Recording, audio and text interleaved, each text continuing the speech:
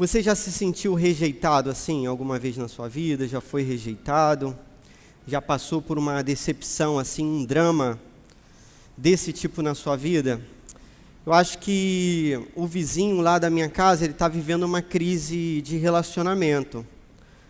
Por que eu acho que ele está vivendo essa crise afetiva? Porque eu ouço as músicas que ele ouve e ele faz questão que eu ouça as músicas que ele ouve. De modo que ele coloca o som irritantemente ensurdecedor mirado para a minha casa.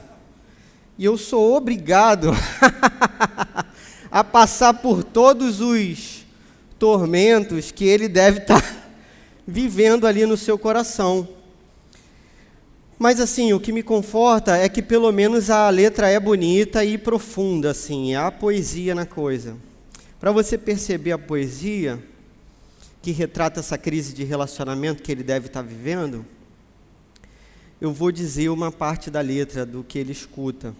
Tive que consultar na internet tudo, que é coisa complexa. Eu vou até cantar, eu ia só dizer, mas eu prefiro cantar porque, vocês sabem, tem um outro rapaz aqui que canta, meu irmão é de família, dom de família, então eu vou seguir, né, a minha família aí. A música diz assim: vai se tratar, garota, sai da minha bota, rasgou minhas roupas, queimou 12 molas, agora chora, chora. Aí ele faz assim, chora, chora, chora, e acaba a música. Cara, que música é essa? É uma crise de relacionamento. Ele fala para a moça, né, procurar uma ajuda, que ele fala, vai se tratar, garota, sai da minha bota, tipo assim, chega para lá, rasgou minhas roupas, queimou 12 mola. Ele fala assim. Aí eu pensei, cara, o que é isso? Tive que pesquisar na internet, o que significa queimou 12 mola? Aí é o seguinte, tem um tênis que tem uns negócios assim, uns frufruzinhos embaixo, que são molas assim de amortecimento. Alguém deve ter esse tênis aí e vai ficar com vergonha, obviamente. Nesse momento, esconde seu tênis aí. Aí tem um tênis assim, que deve ser muito especial, tem 12 molas. Aí a moça, poxa, queimou o tênis dele e tudo mais. O drama do outro é sempre mais engraçado do que o nosso. E contar a derrota do outro é muito melhor do que contar a nossa. Mas eu vou contar uma minha aqui então para você. Quando eu estava no final do 2º ano do ensino médio, eu resolvi tomar coragem e conversar, assim, de modo intencional, com a menina mais bonita da escola. E eu esperei o ensino médio todo, ali, o 2º ano todo, para poder ter essa conversa.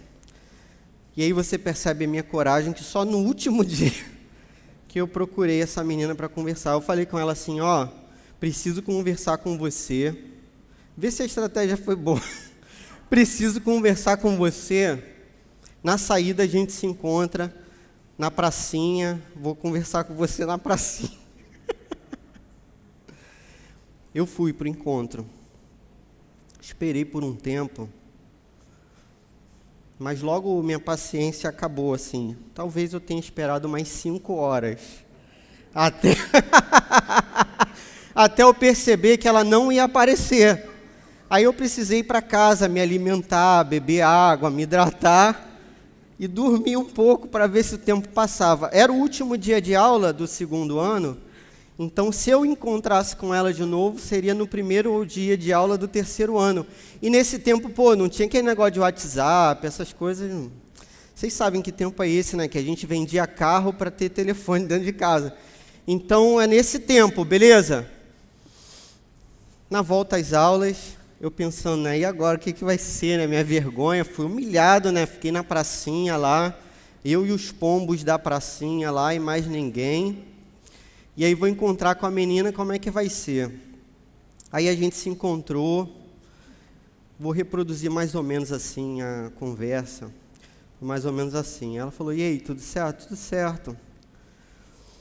Aí ela falou, poxa, então, eu, durante esses meses de férias, eu passei várias vezes em frente à sua casa e fiquei com vontade de te chamar para a gente conversar, tal, para falar com você, mas fiquei com vergonha de falar com você e tal. Cara, entendeu como é que meu drama já mudou completamente? Aí não sei se você consegue enxergar daí, mas o nome da moça tá aqui, ó, na minha aliança aqui, ó. Tá ali a menina mais bonita da escola, tá ali, casada, né? Tá ali casada, graças a Deus. Bom, a vida, né, apresenta seus dramas, né? A gente não sabe em que momento a gente sofre e ri, mas isso é o tempo todo. Esse texto vai falar de um encontro dramático, assim. Duas pessoas que foram rejeitadas vão se encontrar, e é um encontro decisivo, então, porque a gente já viu toda a história de Jesus acontecer nesse livro, se você lesse sequencialmente. Então, Jesus conviveu com os seus discípulos, Jesus ensinou os seus discípulos, Jesus pregou o Evangelho, e no momento final, ele avisa para os seus amigos que ele vai ser abandonado, que ele vai ficar sozinho. Seus amigos dizem que não, em unanimidade, todos eles dizem que não. Um em especial diz que, se fosse preciso morrer, ele morreria para estar do lado de Jesus. Justamente esse vai ser o que nega Jesus 3 vezes. Jesus vai ser beijado por um dos 12, um dos seus amigos mais próximos, é um beijo de traição. Vai ser entregue como um assassino, vai ser condenado no meio de ladrões e vai ser crucificado.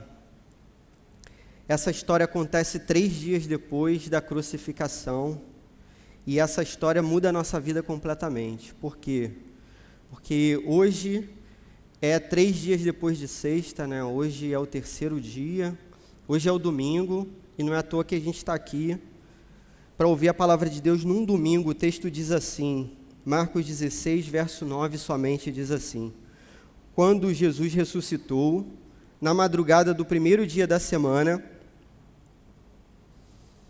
apareceu primeiramente a Maria Madalena, de quem havia expulsado 7 demônios. Amém. Nessa parte final, a gente tem um encontro de Jesus com uma mulher, e o texto faz questão de dizer que esse encontro é com a mulher de quem ele tinha expulsado 7 demônios. Ao mesmo tempo que esse encontro é dramático, é um encontro de restauração. Só que para essa restauração acontecer, é necessário que Jesus, primeiro, né, ele tenha que passar pela cruz do Calvário, como servo sofredor. Ele precisa na cruz estar sozinho, totalmente sozinho. A gente sabe pela história que até o pai desvia o olhar do seu filho amado. Por quê? Porque naquele momento ele se torna maldição, porque a nossa maldição estava sobre ele naquele momento, para que nós pudéssemos ser resgatados e redimidos. Um alto preço vai ser pago nesse momento.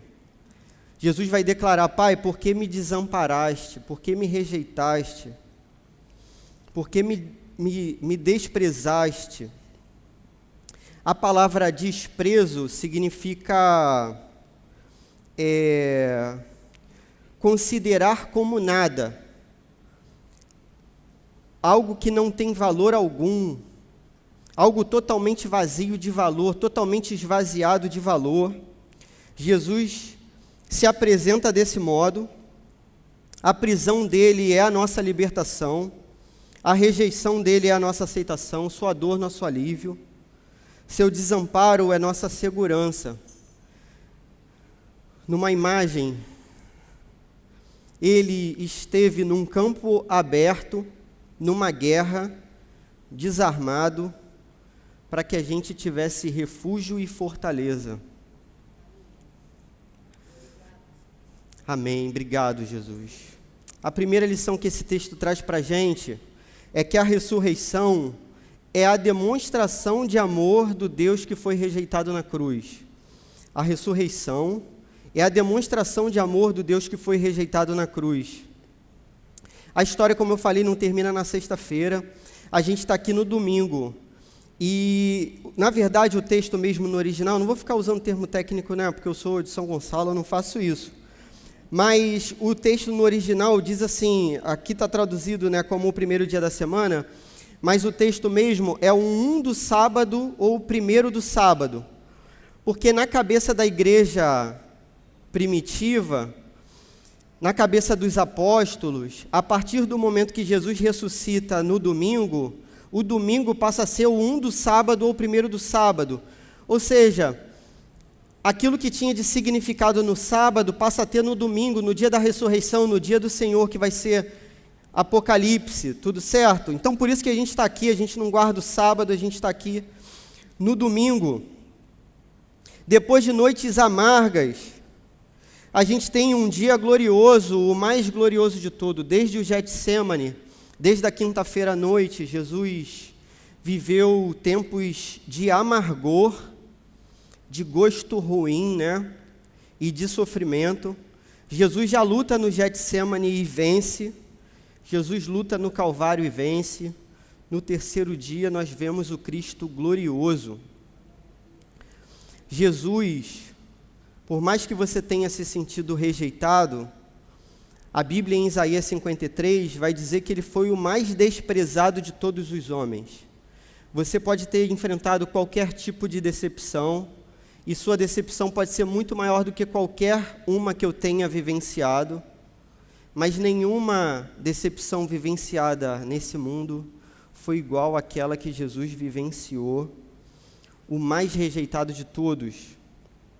No entanto, entre o momento em que os discípulos de Jesus o abandonam e o terceiro momento em que eles o reencontram, existe um segundo momento, que é o momento da crucificação e da ressurreição.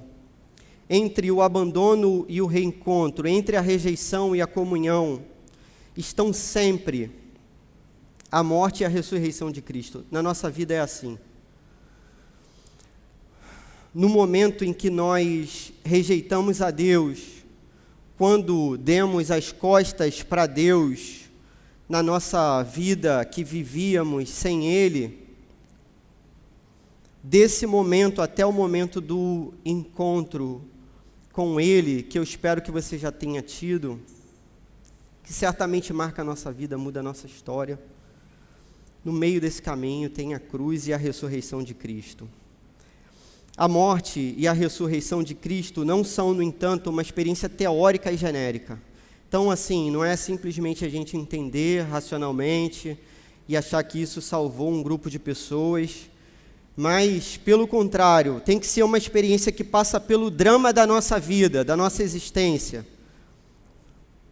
E a nossa existência tem que ser dramática para ser tão dramática quanto a dele, e de modo totalmente pessoal. Essa é a segunda lição que a gente tem desse texto. O drama da nossa história pode ser transformado em um roteiro que sirva para a glória de Deus. E eu marquei 2 textos aí, ó. O drama da nossa história pode ser transformado em um roteiro que sirva para a glória de Deus. Eu marquei o texto de Josué, que fala de uma mulher que era prostituta, que acredita num Deus que ela nunca tinha ouvido falar.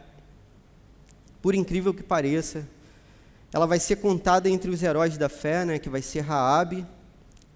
Ela ouve sobre um Deus estrangeiro, ela resolve acolher o povo do Deus estrangeiro, ela se volta contra todos os inimigos de Deus, ela se arrisca, coloca sua vida em risco. E eu marquei justamente esse texto.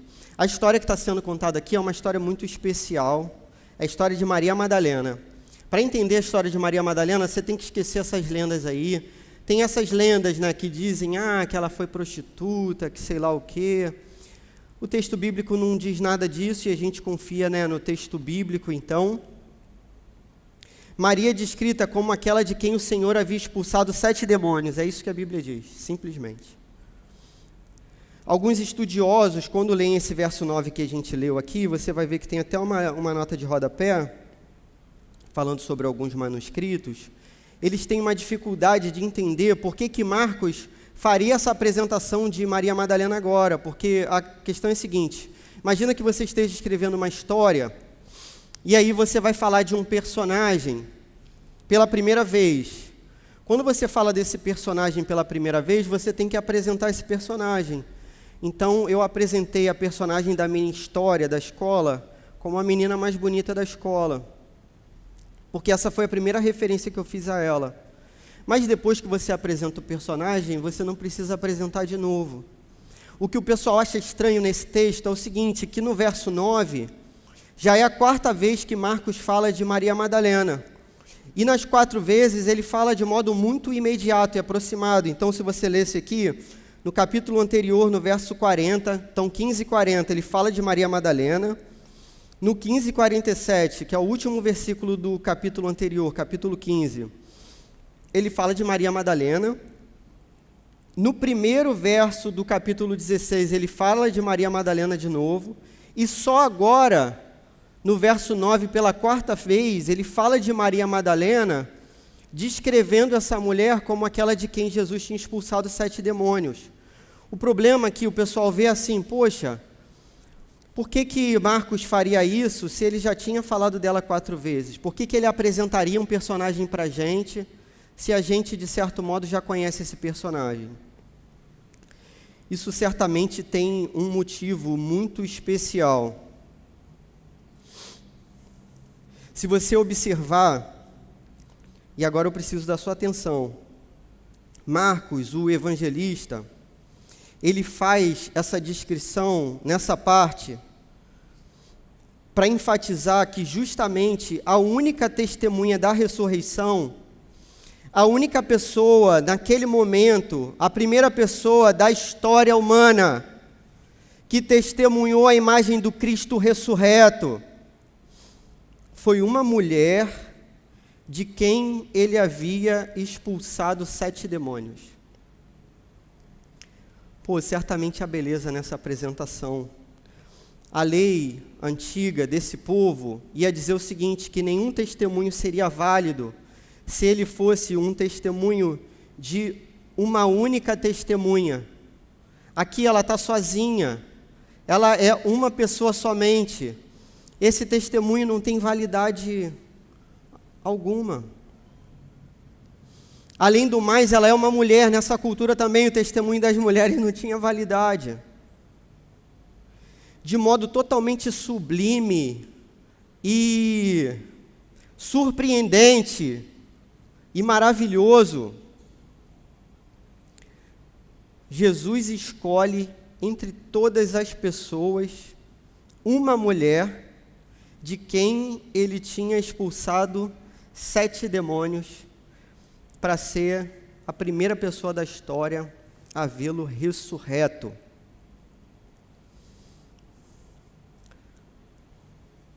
Essa estratégia assim, e esse detalhismo de Deus na história, interferindo na história, movimentando a história de modo tão brilhante e inesperado, a gente vê em todas as vidas nas quais Jesus tocou, em todas.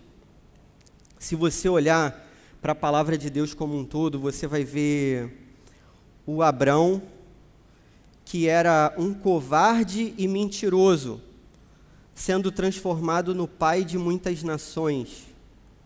Você vai ver o Jacó enganador, sendo transformado no príncipe de Deus. Você vai ver Raabe, a prostituta, sendo transformada numa heroína da fé. Você vai ver Deus não escolhendo Eliabe, o mais forte e mais bonito dos irmãos, mas escolhendo Davi, o mais frágil deles. Você vai ver Deus escolhendo Jonas, o profeta silencioso e rancoroso, para ser o pregador mais eficaz de toda a história. Você vai ver Paulo tendo a vida transformada, você vai olhar para a sua vida e vai ver todo o milagre que Jesus fez na sua vida. Você vai ver a mulher que tinha visto só trevas e demônios na sua vida, vendo pela primeira vez na história o Cristo ressurreto, com toda a luz e esplendor do Cristo ressurreto, e toda a santidade e perfeição e beleza do Cristo ressurreto. Que história maravilhosa, né? Que desfecho maravilhoso. Esse número 7 de 7 demônios não é um número qualquer, né? Para esse povo, esse número tinha um significado de completude. Então é como se aquela mulher, ter 7 demônios era pior do que ter 1000 demônios, se a gente fosse comparar no simbolismo do número. Porque é como se todas as áreas, em todos os momentos, em todos os detalhes da vida daquela mulher, fosse em tudo ocupado por demônios. Mas agora os demônios saem em retirada. Aquele que venceu 7 demônios, pela cruz e ressurreição, venceu todos os demônios e a morte. Maria é uma pessoa, ela possui uma história. Essa história dela precisa ser contada nesse momento do Evangelho.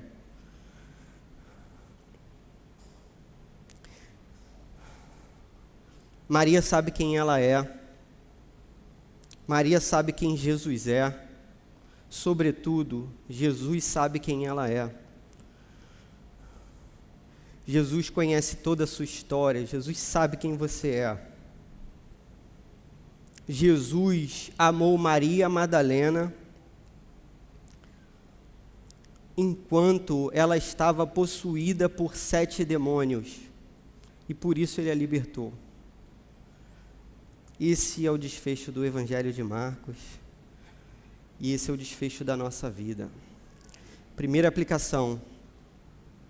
A gente devemos crer que na ressurreição, devemos crer na ressurreição e anunciar essa história de amor.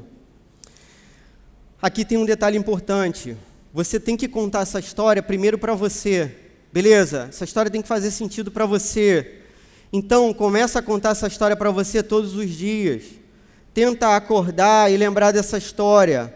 Tenta acordar e lembrar dessa história para a sua vida. Qual o significado dessa história para você?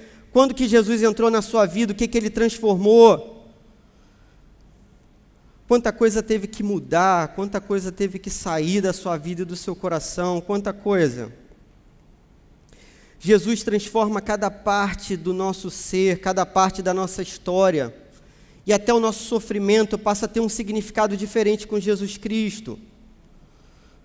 Você não deve permitir que o anúncio de qualquer outra coisa tome conta do anúncio que tem que ser o mais importante. Entende? A história mais importante que a gente recebeu é essa. A história mais bonita de todas é essa. Nenhuma história é mais interessante do que essa. Não permita que outras narrativas tomem conta dessa. E, sobretudo, obstruam essa narrativa. Desviem o foco dessa narrativa. Retirem a possibilidade das pessoas olharem para Jesus Cristo. A gente tem que tomar muito cuidado, por exemplo, para que a questão político-ideológica não faça com que as pessoas deixem de ouvir a gente, a nossa mensagem. Porque a nossa mensagem do Evangelho é muito mais importante do que qualquer questão político-ideológica. Não permita que a defesa de um candidato faça com que o seu ouvinte não te ouça mais, porque ele tem que ouvir aquilo que é mais importante, que não é só a defesa do candidato, mas falar sobre a cruz e a ressurreição de Jesus Cristo. O Evangelho já traz confrontos suficientes para a pessoa não querer te escutar. Então, não coloca um empecilho que não tem significado nenhum na frente disso, da mensagem poderosa de Jesus Cristo. Como que a gente aplica esse negócio? Primeiro, repete essa mensagem para você, de modo que ela tenha sentido para você. Segundo, repete essa mensagem para você, de modo que você consiga falar essa mensagem para outra pessoa e ela compreenda aquilo que você está falando.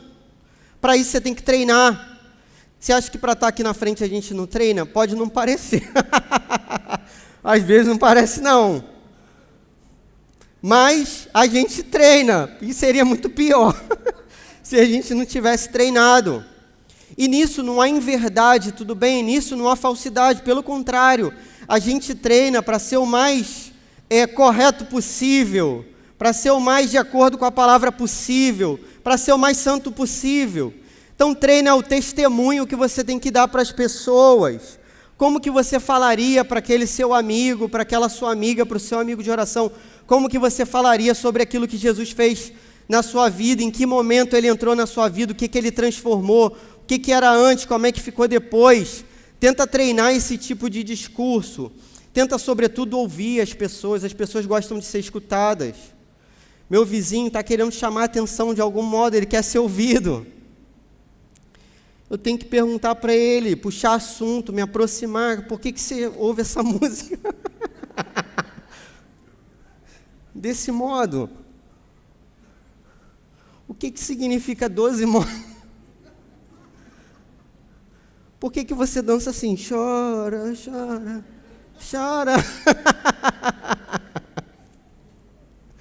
A gente precisa estar dentro da cultura, a gente precisa estar dentro do mundo, beleza?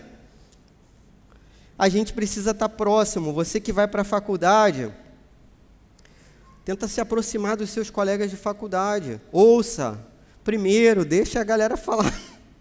A galera está querendo falar, por incrível que pareça. Deixa o pessoal falar, ouve. Vai ter uma hora que a pessoa vai perceber que, poxa, olha, essa pessoa me ouve, ela tem alguma consideração por mim. O que ela tem a dizer também? E aí você aproveita para falar. Tenta puxar o assunto que não seja o da política.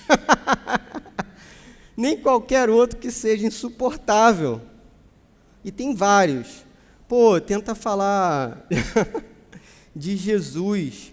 Tenta quebrar um pouco essa timidez. Não fique igual aquele menino do 2º ano do ensino médio, esperando até o final do ano para falar. Não, se aproxima logo. O quanto antes. A principal missão que a gente tem é proclamar essa palavra. Amém? Poxa, amém. Segunda e última aplicação aí para a nossa vida. Nós devemos crer que Deus está no controle do drama que vivemos. Esse é o detalhe assim, mais difícil e bonito dessas histórias, né? Eu coloquei a passagem de Gênesis 50:20, que é justamente a parte em que José se dá conta de que tudo o que ele sofreu, né, e ele foi traído pelos seus irmãos, ele foi jogado dentro de um poço, ele foi vendido como escravo, os irmãos disseram para o pai que ele tinha sido despedaçado por uma fera, que ele estava morto, ele vai ser preso depois injustamente, e ele fica na prisão, e ele fala para um cara assim, quando você for liberto, você lembra de mim, o cara esquece, e aí depois de tempos o cara vai lembrar, e tem alguém que interpreta sonhos, inspirado por Deus, procura esse cara, e aí sim a vida de José vai ser restaurada, né? José, em Êxodo 50:20, ele chega a essa conclusão com os seus irmãos, aqueles que eram seus algozes, aqueles que foram tão cruéis com ele. Ele fala para os irmãos, olha, vocês planejaram o mal para a minha vida, mas enquanto vocês planejaram o mal, Deus planejava, Deus intentava o bem para a minha vida. Tudo que vocês pensaram que seria ruim, hoje está servindo para eu salvar vocês. Poxa, José tem a vida usada por Deus para salvar os irmãos da fome, os irmãos que o tinham traído, né?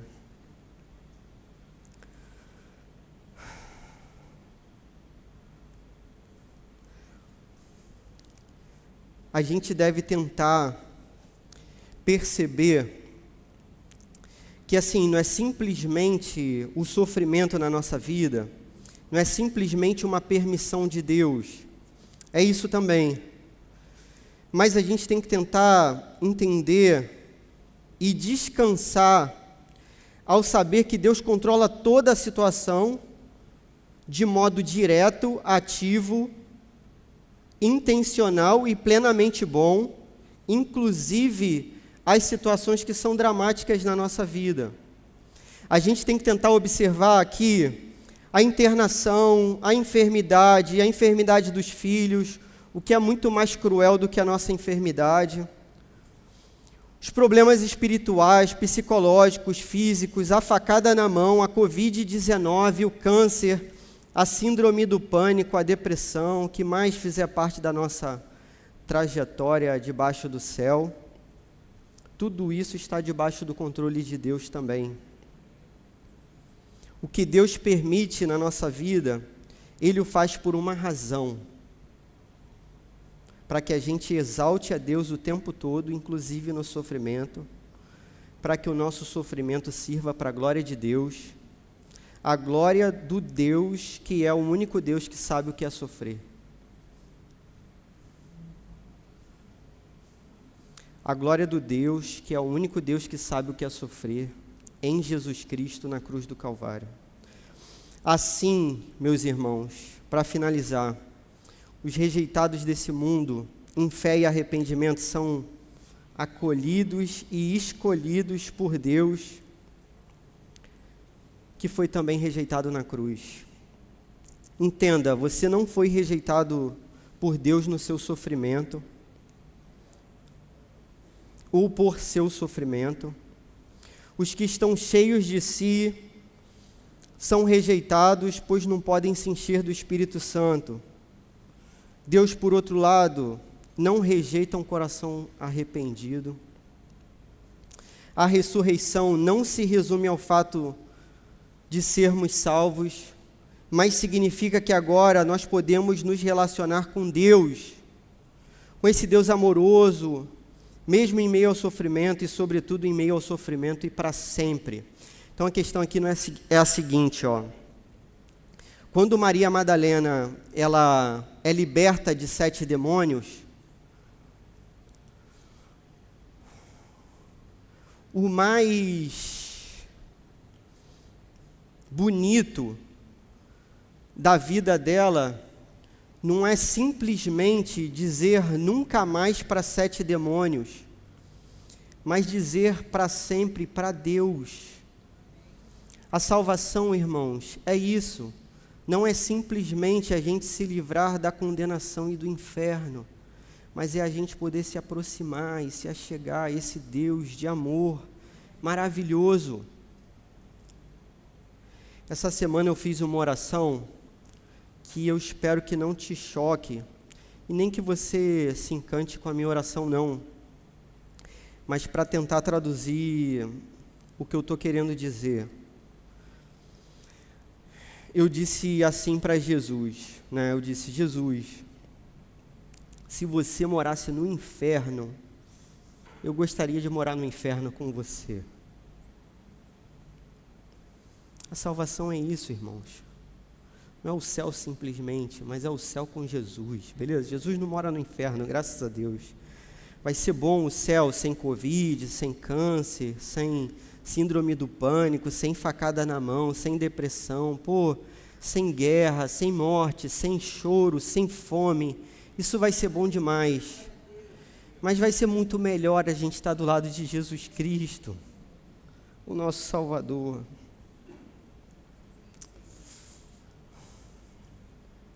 A salvação é eterna, mas o melhor é o que vem com ela, o também eterno relacionamento com esse Deus. Amém? Vamos orar? Amém. Pai, trata, Senhor, os que sofrem hoje, decepções e dramas, transforma essas vidas para a sua glória. Aqueles que estão diante de demônios, liberta-os, Senhor, para a tua glória. Que a vida deles seja preenchida com teu Santo Espírito, Pai.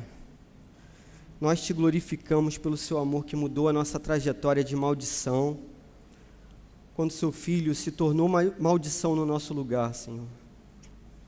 Nós te louvamos, pois nos caminhos dessa vida tão sem sentido, o seu Santo Espírito nos encontrou, e a partir desse dia, os demônios se foram para sempre.